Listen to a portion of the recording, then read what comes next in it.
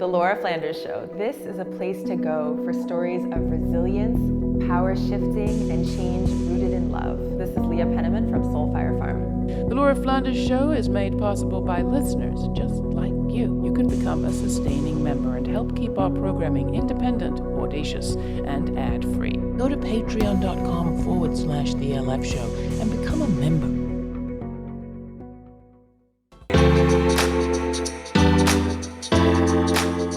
Hi, I'm Laura, and this is the Laura Flanders Show, a TV and radio program that shines a light on the solutions of tomorrow today.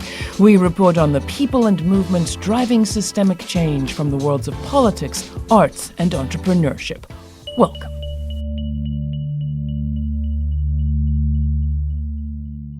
Morgantown, West Virginia, is slated to lose over 2,000 well-paying jobs if the closure of this factory behind me goes ahead at the end of July.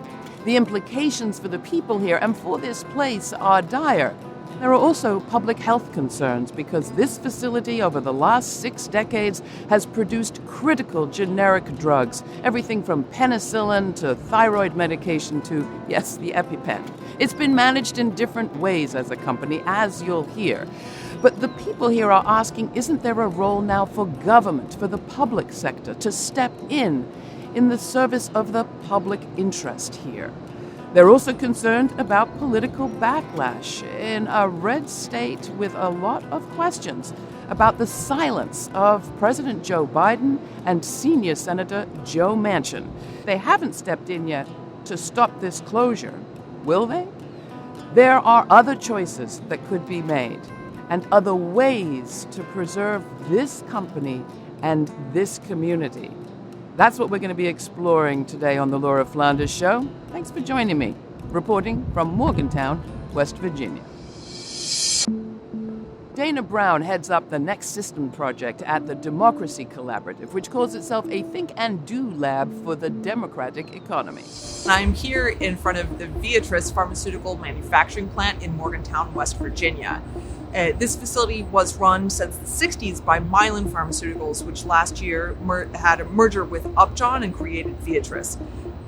Pretty much right after the merger, though, Viatris announced that they were going to be laying off all 1,500 workers in this plant and offshoring a lot of those jobs to India. So we're here because we're very concerned about the closure of this plant and what it could mean both for jobs and the economy in West Virginia, but also the pharmaceutical supply chain and public health for all of us Americans. I think the question is really who benefits. Right? This, to me, is a decision of and for capital. Maybe shareholders benefit if these jobs are offshored and they go to India and we save in labor costs. But do the people of West Virginia benefit?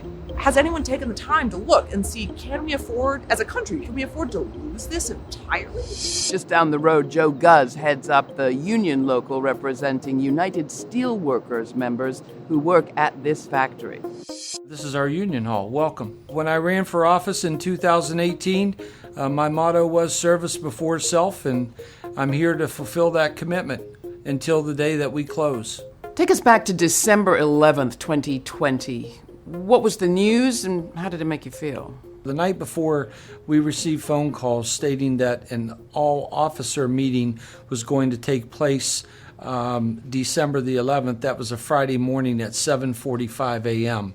We were told in a pre-written statement that they had made a decision to downsize their portfolio of production sites, and I'm paraphrasing this, and that Morgantown, West Virginia, that had produced 15 to 18 to 20 billion doses annually of generic high-grade pharmaceuticals was being shut down by Viatris, and that they had rendered a decision to shut this facility. And the immediate question posed in my mind was, for what reason? Here we are losing 2,000 jobs, paying an average of $60,000 to $70,000 a year as a typical cross-section. If you just look at the trickle-down effect of that, it's about an estimated $200 million that's coming out of north central West Virginia in terms of income. What's been the reaction from your representatives to this news? We've been calling out to the government, the U.S. senators that represent our state of West Virginia. We've called out to our Congressman, David McKinley.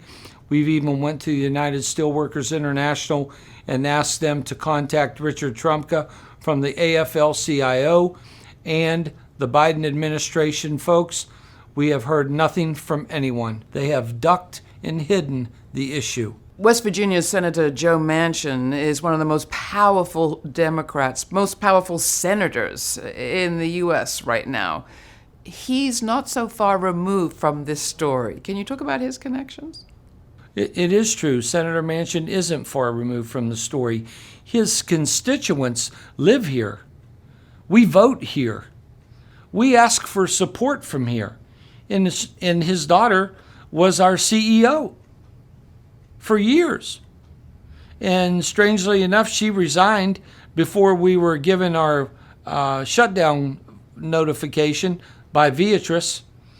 And Senator Manchin, he's ridden off somewhere. What are the tangibles here? There's been a deafening silence in Morgantown, West Virginia. Nobody has whispered a murmur. And we find that inexplicable. Carla Schultz worked at this factory for 13 years, many of them on the midnight shift, happy to be able to provide for her family and her mother, who has serious medical concerns. When I was hired in my class, initiation class, they said they got like 2,000 hits a day on their job sites, people wanting in that door, and I never would have ever dreamed 13 years from then that it would be closing. It was very, very emotional. I couldn't, the tears just, rolled. And I had to look at my mom, who had had major health issues over the 13 years, and tell her that, I'm not going to have a job after July. And she knew I was getting her medicine there too. And what about my medicine? What about? And then she had to start worrying about, of all things, we want to keep her positive and keep her healthy. And I had to break that news to her, and that was tough. It really was. I'm just a year or two away from retirement, so I'm too old to go to school, I feel, and I don't know. I need to be here in the daytime, to care for my mom. So if I might have to try to find another midnight shift job that, is not going to pay as well, of course, and probably not going to have the benefits. So it's just devastating for the whole community, not just our family. It's a ripple effect. They've already raised the prices of the water in Morgantown because our plant's going to shut down. So the utility companies are already anticipating, and they're raising rates, and they're going to have layoffs. And yeah, when that happens, and you see that on the headlines of the news, and it's real. People now are wondering, why won't President Biden act? A Democrat who ran on jobs and bringing people together. No industry has taken a greater advantage of Trump's offshoring tax loopholes than the pharmaceutical industry. Big Pharma lobbied Trump for a handout. That's exactly what they got from him. U.S. Pharma is building factories overseas instead of in the United States, skipping out on having to pay U.S. taxes. What's your response? Okay, so if I saw that correctly and I heard that message from President Biden, the only thing that's changed is the 7 months of he being in office. We were told by the United Steelworkers that we're going to see a noticeable difference come March and April. The noticeable difference is it's gotten worse. I thought the motto was to bring jobs to the United States, to restore America. The response from those people who are politically responsible for the well-being of our country and keeping jobs in domestic manufacturing in the United States should be ashamed of themselves. Ixia Vega is a 23-year-old daughter of immigrants who ran for city council here in Morgantown directly out of college and got herself elected, becoming the only BIPOC member of the council. I sat down with her here at her home with Jenny Craig, another union member, public school teacher, and an organizer with Our Revolution. About a couple months ago, I decided to run for city council.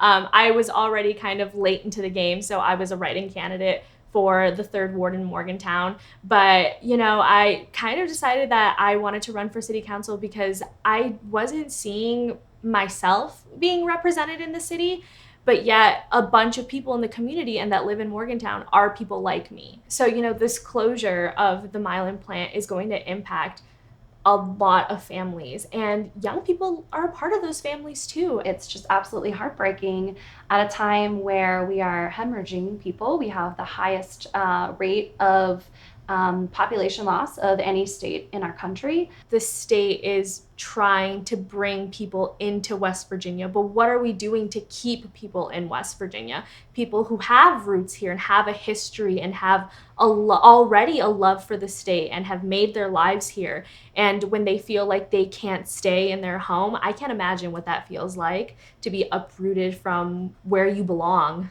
I'm from the northern panhandle, the northern part of the state, and so I've seen that when the steel mills have closed, and we've never recovered from that, even decades later. These are members of our community, these are our neighbors, and they do give back. The workers at Mylan have a long history of giving back to the community. The Women of Steel, they've helped with Habitat for Humanity homes. They feel as if we've put in so much time and so much work to give back to the community and to produce medication that they're very proud of. That's only going to lead to more of a divide and more resentment and more anger. It is very scary to think about how, at the state level, we are not seeing the type of support that people like me need to be able to live here. My children will probably be BIPOC people, are going to be persons of color, and if they aren't going to be safe in this state, why would I put in the effort to grow my life here? And, we've seen very few delegates, really fight for us and, put their entire lives out there and receive the criticism, but they're not being listened to, and it kind of just feels like they're shouting into this empty room. And I hope that it doesn't get to a point where we just continue to regress. But there's a lot of conversations that need to happen and a lot of uncomfortable conversations that need to happen. But one thing that I have noticed about the people of West Virginia is that they're always willing to have it, which to me is a light at the end of this, really weird tunnel that we're in, because people are willing to listen to me and my views and my opinions about things, and not just argue with me, but to actually listen and try to come up with solutions.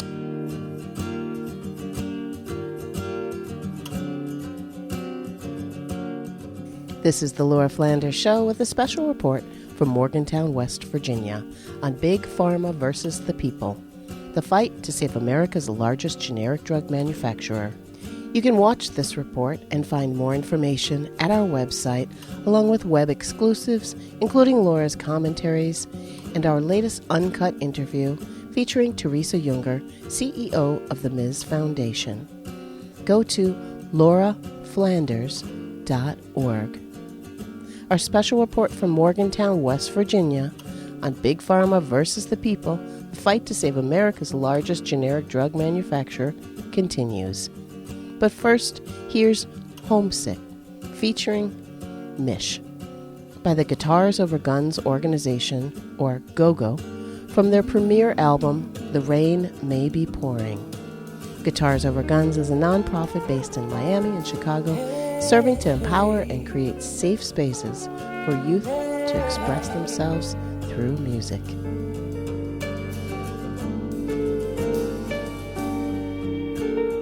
Round and round we go, it's all we've ever known, and everywhere I roam feels the same. And if I don't let it go, the shadows always know how to get the best of me.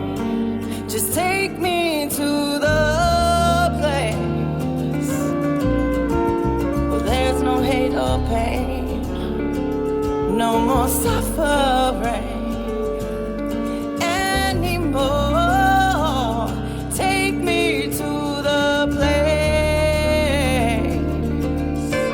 where everyone's okay, where love will save the day, and I'll be home Please just take me home. Please just take me home. Please just take me home.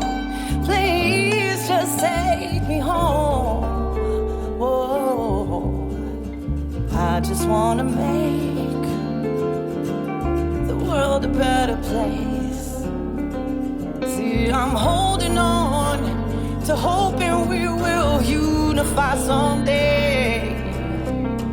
But we stand in our own way, despite the mirror in our face. If something doesn't change. Corporations and communities can make choices about where they spend their money. Milan Pushkar, who founded Mylan Pharmaceuticals in the 1960s, invested a lot of his money right here in Morgantown. Behind me is a free medical clinic based on his principle that nobody should be denied health care for the inability to pay. Today, it serves 4,000 patients and provides health care to low-income and uninsured West Virginians. 22% of adults in this state are uninsured. What could be done here with the money made here? Dana Brown, Director, The Next System Project. I think what we're seeing here in Morgantown is when a single philanthropist and investor passes, or when he passes along a company to the next generation, it's then up to them to make the decisions. And this entire town, and potentially the economy of the larger region, is really hanging in the balance. And should an entire economy hang in the balance of the decisions of one person? Or should we have a more collective responsibility and response to such things? Right? Should it be Bill Gates' decision if the world can be vaccinated or not? Right? Should it be a single philanthropist decision whether Morgantown gets to be a thriving community with good paying jobs or not? The public sector has a number of tools at its disposal. It could do anything from invoke the Defense Production Act to require Viatris to make drugs that are critical for national security and public health, to nationalizing the entire company. Almost every industry in America at some point in history, there have been nationalizations or partial nationalizations. Municipalities, states, and the federal government own lots of infrastructure and control the production of essential goods. We even nationalized parts of Merck and Bayer, two pharmaceutical companies, during the First World War because it was seen as in our strategic national interest. This is a tool of public policy that is used when it is needed. And I think we just need to be asking the question again right now, what is needed in this moment in time? Lots of people are used to our elected officials making those decisions for us. But I think this is really a moment where, the people of Morgantown and people of West Virginia and the people of the United States could say, this doesn't work for us, and let's come together and find a solution that works better. Ixia Vega, Council Member, Ward 3, Morgantown, West Virginia. We can make West Virginia an inviting place where people want to have a business here, where people want to open up offices. But with the way that the world is moving, like technology is becoming, the all-powerful source, where is our statewide broadband access? We can't grow unless the people who are representing us are making sure we're able to grow. We need to make sure that we're not prioritizing money over people. And people run their campaigns saying, I'll protect you, I'll make sure that you're taken care of, West Virginia is going to grow and be better. But where is that? Where is the support for that? So I definitely think that we need to really look at the way that we are electing our officials and making sure that we know where their, values lie. Jenny Craig, West Virginia organizer for Our Revolution. We truly need a ground level overhaul of our tax structure, of our priorities, and of our focuses. And this truly highlights all of that, right? It's not unique to West Virginia. We need to move away from states who are resource colonies, who allow companies to come in to exploit their people, their land, their resources, take lucrative federal money, and leave their people high and dry, which is certainly what happened in this case with Viatris. we need to make sure that doesn't happen. And that's going to take all of us working together. That's going to take a total overhaul of our political system. And it starts with educating, talking to each other, mobilizing, grassroots organizing, talking to our friends and neighbors about why elections are so important, why electoral politics are so important, and then moving beyond that, how we can really make good lasting change in our communities. And that's the way to change things. Ixia and Jenny aren't the only people worried about the politics of this region if the closure of the Mylan Viatris plant goes ahead. The weekend we were in town, the Working Families Party was holding a rally in downtown Morgantown.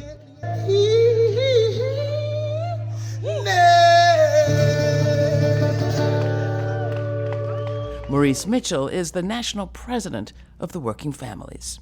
I'm here in Morgantown, West Virginia, because the people of Morgantown deserve a government that cares for its people the way that we cared for one another during the COVID crisis. And we're bringing people together, we're bringing artists and culture producers and organizers to have this conversation about what would it mean if the folks in Washington drew down the resources in the infrastructure bill so that the Thrive agenda that we've been pushing could manifest here locally, where we could have 50,000 jobs just in West Virginia, good paying union jobs, working to revitalize our country, to be able to work on our roads, our bridges, to be able to green our economy, to create an economy that works for all of us, and also in a moment when all of our systems collapse, building new systems that are resilient. This is also an opportunity for us to figure out how we could use grassroots power to draw attention to what's happening, to figure out what we could do with that plant, with those workers, and how we can ensure that that plant and those workers stay in the community, those union jobs stay in the community, and that plant continues to service everybody in the community in a way that supports all of the, I think, wonderful sort of people and communities and folks that I think you talk to who have been here, who want to stay here, who want to raise their kids here. Now is the time to keep the pressure on. Now we need to go big. Big transformative legislation, investments in voting rights, in labor organizing, in infrastructure, in jobs and care, possibly 50,000 jobs for West Virginians, good union jobs, so people could stay here, raise their families here, build their families here, and build up this community so we could get the recovery that we deserve that doesn't leave a single person or community behind. See, when history is written, we want our children and our children's children to read about a country that's a little bit better than how we found it. And that can only happen if we commit to doing the work. We all agree now, after all of these intersecting crises, that the agenda of multinational corporations are at odds with working people's agenda. And this is deeper than the politics of the left and the right. This is the politics of the folks on the bottom versus the folks on the top. We've been knocking doors in every single city in West Virginia, folks who identify as progressive, folks who don't identify politically at all, and they want jobs. They want a government that works for them. They want a government that invests in infrastructure. It couldn't be clearer. They want a government that ensures that our democracy is protected. And the reason why organizations and parties like the Working Families Party exist is to remind folks in office that if they don't deliver, right, that the people will always hold them accountable to deliver. I believe that we will win. I believe that we will win. I believe that we will win. I believe that we will win. I believe that we will win. Thaddeus Breckenridge, organizer, Working Families Party, West Virginia. This right here is a resourceful revolution. And you coming out here right now today, the revolution has already happened. It happened in your mind first, and then you came out here to take action after. You came to have a bite with another one. You came to have a conversation with another one. And it only transforms into more policy. So when we talk about not just the Working Families Party, we talk about Working Families Party, right? So if I could just get you just for a second to just look right to your right and say, I'm here with you. I'm here with you. If I can get you to look to your left and say, I'm here with you. You working? I'm working too. I'm working on myself. I'm working on my family. I'm working on my community. And most importantly, we're working on the legislators. Formerly Mylan, now Viatris, has been run in different ways at different times. But the public interest here hasn't changed. And as people call for public sector intervention, it's worth remembering it wouldn't be for the first time. This university behind me was founded because of federal action and a law that Lincoln signed in the 1860s so that this community could have a teaching place for the skills this economy needed at that time. What people here really want to know is, isn't this a good place for government to step in now? And isn't this the right moment? Is this closure a done deal here in Morgantown?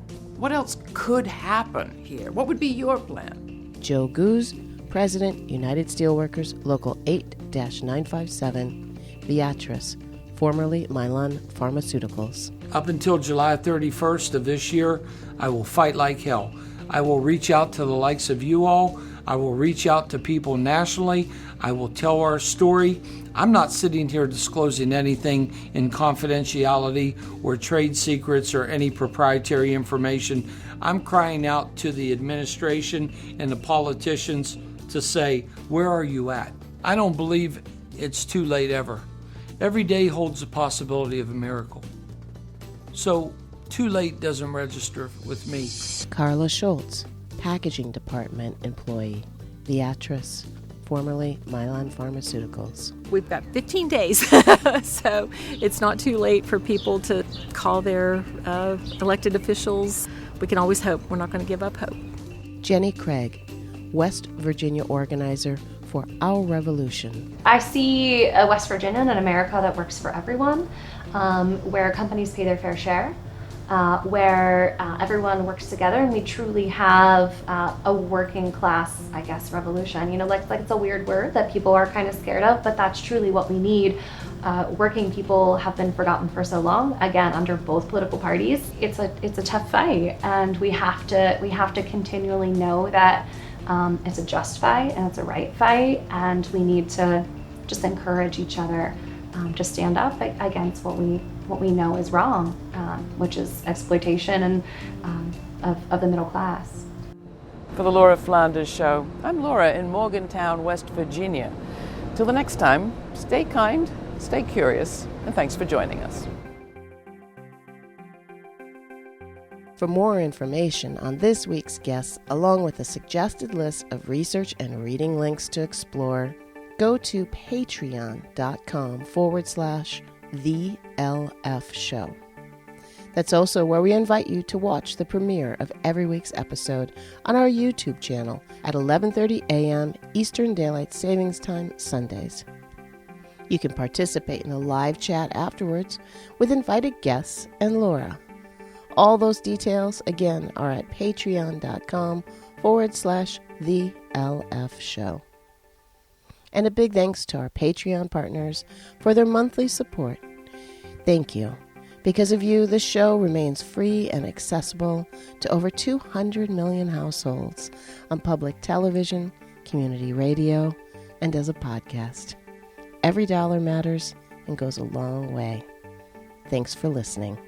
This show's produced by yours truly, Laura Flanders, with Matt Colacello, Jeremiah Cothran, Mercedes Grostiaga, Jeannie Hopper, Nat Needham, Charlotte Carpenter, David Newman, Rory O'Connor, Ryan Hote, Sabrina Artel, and Jeanette Hernandez. Major funding for this program is provided by the Novo, Park, Ellen Poss Family, Hisuku Wilson Foundations, the Shuman Media Center, Rising Fund at Tides, Kim Connor and Nick Groombridge, Jane Fonda, and listeners like you. Thanks for listening. Thanks for contributing. Thanks for your ideas. Stay kind. Stay curious. Until the next time, I'm Laura.